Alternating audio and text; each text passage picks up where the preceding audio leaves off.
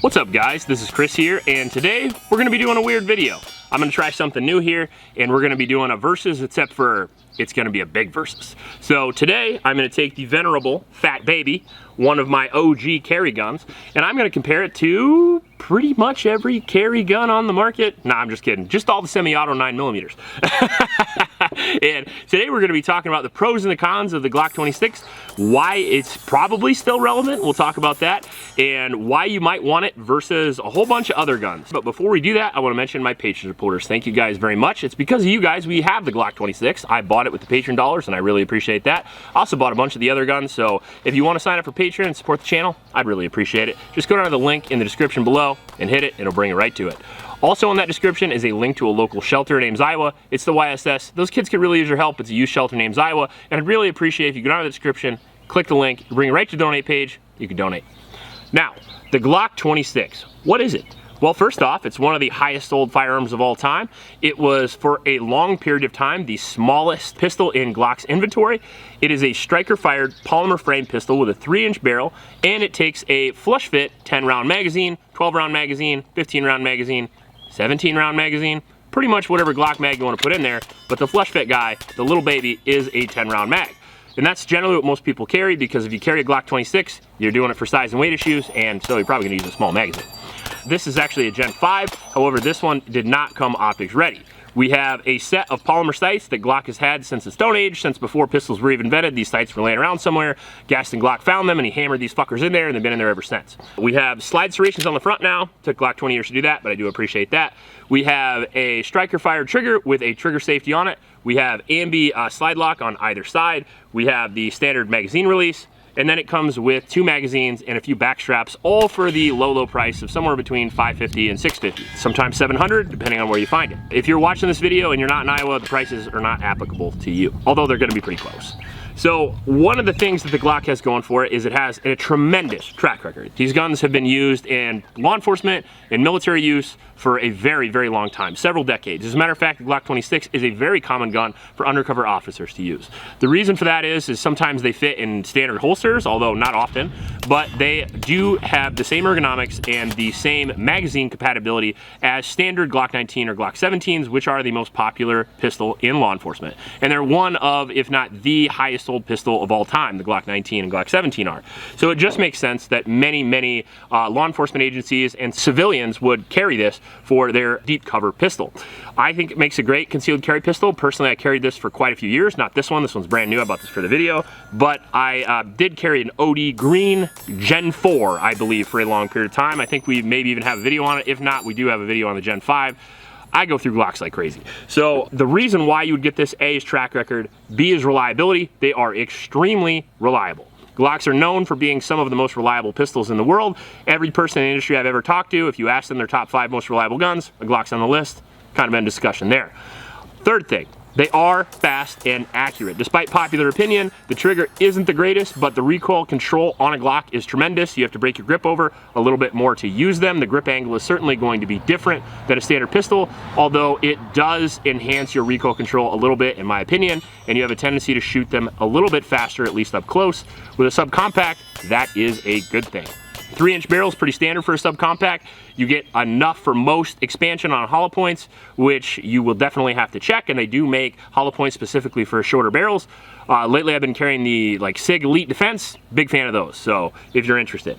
Glock's modularity is second to none. Obviously you can find aftermarket parts, holsters, magazines, whatever you want at pretty much every gun store, and that's very easy. They also take down very easy, they clean very easy, so much so that everybody thinks they're a Glock armorer. Now, they're reliable, they're accurate, they have a track record, and that can be found everywhere. So obviously they're very popular, but how do they compare to a lot of the companies today that have to sort of make up for track record with performance? And this is where I wanted to go over the Glock 26, because it has been around for a long time, but it is basically the same design that they've been using since the 80s, and I feel like there are a lot of modern designs out that definitely rival it and many that exceed it, and I wanted to talk about their performance versus this and some of their specs versus this. So Glock 26, and let's just get this one right out of the way. We're gonna go right away with the M&P. Now this isn't an exact comparison because it's close I got to a subcompact. This is the M&P 3.6 compact. It is a subcompact, but it's not. It's kind of like an X. It has a large grip on it. So assume that it's just shorter, and we're comparing apples to apples. Now, as you can see, the M&P here comes with a full Picatinny rail. The new ones here come with a flat face trigger, which is gonna be a little bit better than the Glock in my opinion. The M&P also has a little bit less recoil in my opinion than the Glock 26. Part of that is due to the better texture on the gun, and part of that's just due to the overall mechanism. M&Ps have always shot a little better for me personally. Now, as far as the M&P goes, there's a lot of different variations of this, and there's a lot of different variations of the Glock. There's Lipsies editions, there's OD versions, there's FD versions, there's all kinds of cool colors and stuff like that of the Glock, as well as there is with the M&P. These are gonna be the two most popular pistols in their genre, and for good reason. Smith is a great company, Glock is a great company, carried in law enforcement, tons of civilian sales, proven track record over decades, same over here. Is the Glock a little more proven? Maybe, but at this point, it's kind of a wash. Where the Smith, I think, pulls ahead a little bit is just gonna be in features and diversity. They are also generally a little bit cheaper. I believe they have a little better trigger. I believe that they have more options when it comes to safeties. If you want a safety, if you don't want a safety, they have both of those. If you want them with raised night sights, you can have that. If you want optics ready, you can have it. If you don't, you can have it. They come either ported or non-ported, not like the almost impossible to find 19C. You can get those ported, but pretty much any Smith & Wesson, including the shields, you can get performance centered up. You can get them a little slicked up with ports if you want. They come with better texture. Their back straps, in my opinion, are a better design since they encompass most of the grip instead of just the back. And I also prefer the steel magazines over the polymer ones. And the only reason for that is not durability, it's for this. The steel mags generally drop out of the gun without having to rattle them, whereas the Glock mags get stuck, especially when they get dirty. Now, the Glock magazines are gonna be a little bit cheaper, but in my opinion, the M&P pistols are gonna be a little bit cheaper. So I think overall it's kind of a wash. However, I prefer the M&P for the feature set, although the M&P is also gonna be a little bit heavier, but both of them are gonna be compatible with the big guy magazines. All right, now let's put it against the Canik here. Now, about $575 to $700 depending here. You're looking at about $300 here. So there's a huge price gap between these two subcompacts. This one's been around for 2 years. This one's been around for a long, long time. Optics ready, not optics ready. Steel sights on there, HD sights, regular old trash Glock sights. What's really interesting about the Canik subcompact, in my opinion, is going to be the pre-striker triggers. Modeled after the P99, you can see all the Caniks kind of look like a P99 or a PPQ, and that's because the designs are very similar. And the trigger on the Caniks is absolutely insane, as you can see here. And the reset's incredible.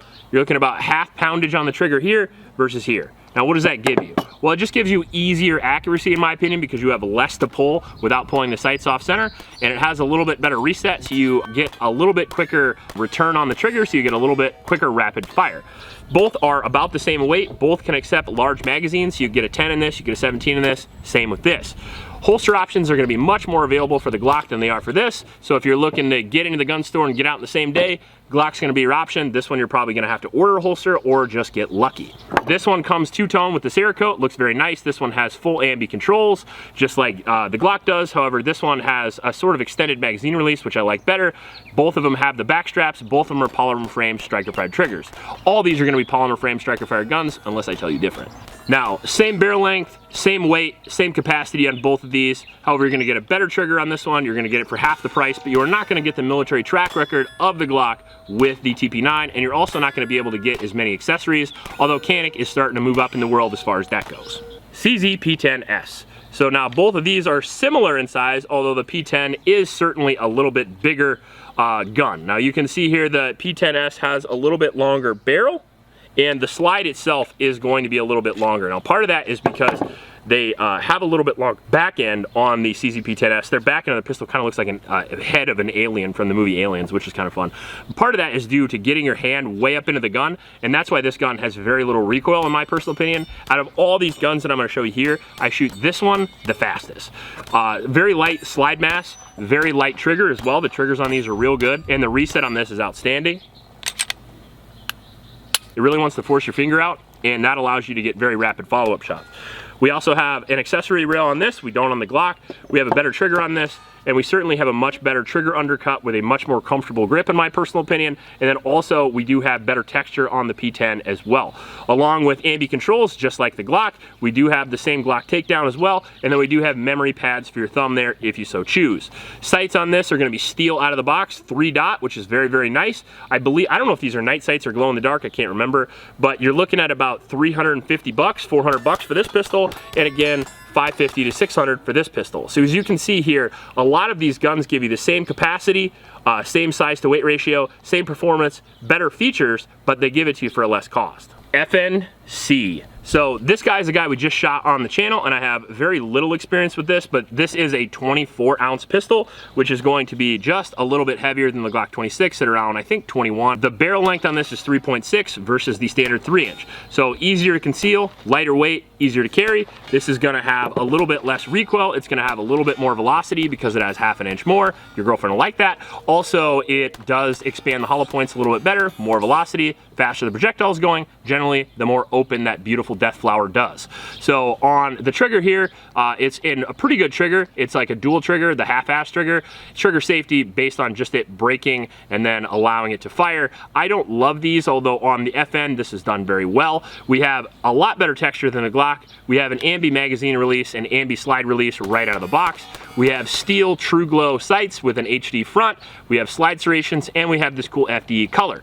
I got this gun for around $500, which is about $100 less than the Glock, $50 less than the Glock, and I believe that, again, you do get more performance. However, what you do not get is the holster compatibility, the accessory compatibility, although you do sort of get the military law enforcement track record because the FNs have been doing it for a really long time, and they're very bomb-proof, reliable, durable guns as well. Now, let's compare it to its little brother, the 43X. So this is the Glock 26, old school, 43X, new school. Now, instead of being a double stack subcompact, the 43X is a single stack micro. So you get 10 rounds in this, 10 rounds in this, but they do it two different ways. You either get a fat double stack grip, which is very easy to conceal because basically when you conceal at least appendix, this is generally the spot you see, and the less grip you have, the less your shirt's gonna poke up. However, it's very, very thick because they're doing them side by side as opposed to single stack. So it is thicker on the waistband and it is a little bit more uncomfortable overall. Personally, I do feel that the 43X is more comfortable to carry, and I do feel like it's actually easier to shoot. So we do have a thinner grip, but it is longer, which I do prefer because you can actually get the butt of your hand on it and you can get your whole grip on the gun, which I do like a lot. Overall, I think it's just a better design. That being said, it's not for everybody because it doesn't conceal on the shirt quite as well, but it does conceal inside the waistband. As far as pants width goes, a little bit better. Both have 3-inch barrels, both take the same old Glock accessories and things like that. Both are very available.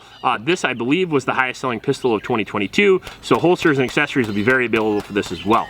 Between the two of them, I think they're similar in price. I think the 43X is actually a little bit cheaper, so I would definitely go for the 43X. However, if you're looking for the magazine compatibility for the large guys, the Glock 26 has that in spades. These are only going to be able to accept the 10-round magazines it comes with, or maybe the 15-round shield mags if you're interested in trying something new. Now this is the Glock 26 versus the Shield Plus. Now this one's actually in my performance center. These generally don't come with optics mounts on the 3-inch, although this one does have an optics mount and it is ported, which is very nice. This one's gonna be a little bit lighter than the Glock 26 by about an ounce or so, and you are going to get a similar capacity of 10 rounds. So the flush fit mags carry the same. The Shield is going to be a hair longer, as you can see right there. However, the Shield is also going to be thinner. Much more comfortable. This is my current carry gun, so take it for what it's worth. The texture on this gun's a little better. The trigger on this gun's a little better. Since it's the performance center and it's ported, the recoil and pulse is almost nothing. There are safeties available for this if you so choose. I actually have one with the safety model, but it's just because the one had at the store and I just don't use it. I don't care about that. These do come with upgraded sights if you want them to, and they just come with generally a better feature set, all for the price of around $400, whereas again, $550 to $650, maybe even $700 or even $800 in some places. So in my opinion, best for the money is definitely going to be the Shield. And then finally, the P365. We'll do a little size comparison for you here. And you're looking at like 21 ounces versus like 16 ounces. Very, very light. Still 10-round capacity, same barrel length, and definitely much smaller than the Glock 26. However, even though they have the same barrel length, the P365 is shorter, smaller, lighter, and thinner. Now, take that for what you will, because the Glock 26 is definitely going to outshoot the P365. That being said, the polymer frame striker fired P365 does come with the fire control unit, so you could put it in bigger grips or you can put a bigger slide on it, which makes it very, very modular. On top of that, the P365s for the $400, $500 mark do come with the front slide serrations, they do come with night sights, and they do come with all the features you would want from a carry gun right out of the box. And unlike a lot of the other Glock competitors, aside from the M&P, the P365 is also very popular, so you'll be able to get holsters and magazines and all kinds of fun shit with it right out of the store. So a lot of the accessories and stuff, advantages that it has on maybe some of the more obscure guns, the P365 has those as well.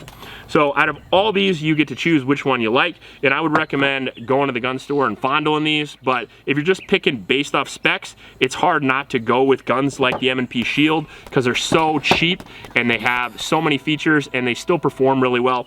And I really do think the Glock 26 is a great gun, but it's definitely starting to get past as far as features and just value for the money overall. Is the Glock 26 obsolete?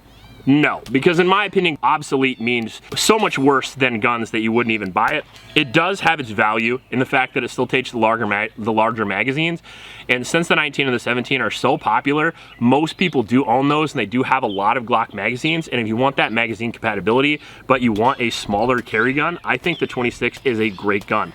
That being said, the very fat, very short grip is uncomfortable for almost everybody that I've ever had shoot this by comparison to almost any other gun on the table.